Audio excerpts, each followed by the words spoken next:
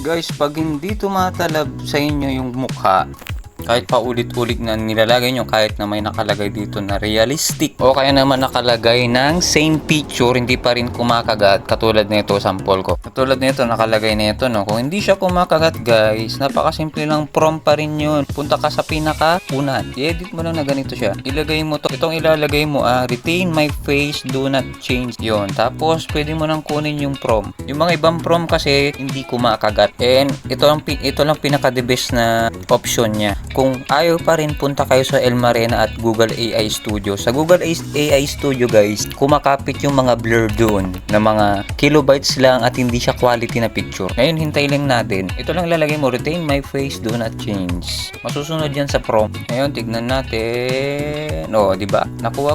Kung kilala nyo to, yung vlogger to, may asawang Amerikano. So, yun lang. Kung ayaw nito, kung kunyari blurred ito, super blurred nito, pumunta kayo sa Google AI Studio. Napaka-clear niya. Kuha niya. Basta ilagay mo yung prompt nito. Dahil kung minsan Marte si Gemini, hindi niya kuha yung texture niya. So sana kahit ganito makatulong.